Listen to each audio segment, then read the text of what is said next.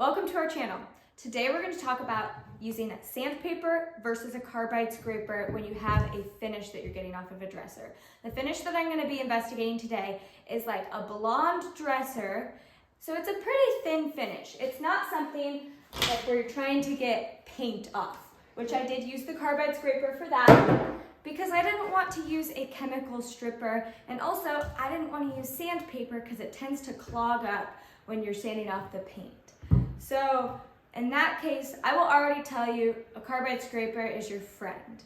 If you don't want to go with the chemical stripper and you're trying to get paint off, use the carbide scraper. It will be a lot of work, but it's worth it in my opinion. Now I'll leave that up to you. Maybe you guys have a great stripper, and if you do, by stripper I mean paint stripper, and if you do, let me know in the comments what you use. I'm curious. I have tried citrus strip before and I wasn't a huge fan.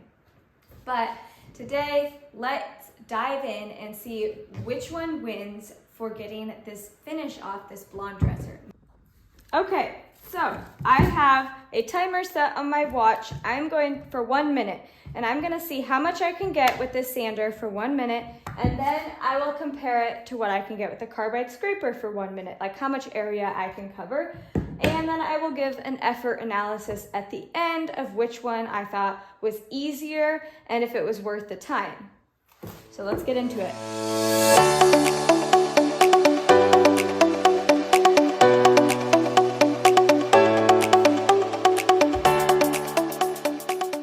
So I basically got one row done with the sander.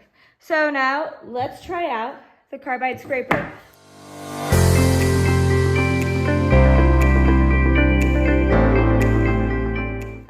So the results of this test, the carbide scraper was faster, even though you're going to have to sand with a higher grit after doing the carbide scraper. You'd have to do that if you started with like a 60 grit sandpaper, which is what I did for this test because I wanted to illustrate the fastest at which you could sand this finish off versus the carbide scraper. Because if you use a higher grit, it's going to be slower, right? You aren't going to get the finish off as fast. So you'd have to do that with both cases, go up to a higher grit. So forget about that. This is faster. It is more effort though. So if you don't want to work as hard, the sander might be your friend. I will note though, if you have a veneer surface, which is where you have a particle board covered by a thin layer of wood. So like maybe a walnut veneer, which is a thin layer of walnut wood over particle board, it's cheaper. And it's still nice. It will still look like nice wood, but it's cheaper for the manufacturer. So if you have veneer, it's easy to burn through veneer if you're using your sander. So if you don't want to start at a low grit like 60. This is veneer, and I did start at 60 just for demonstration purposes, but we're planning on painting this piece. And luckily, even if we didn't want to do that, I didn't burn through, but I would have to use higher grit, so eventually I'd probably burn through the veneer.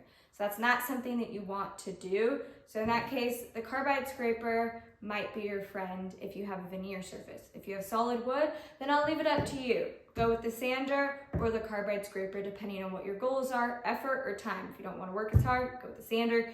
If you want more work but quicker results, go with the carbide scraper. Thanks for joining us today. I hope you found this video helpful. Let me know in the comments if you have any questions, and I will see you all later.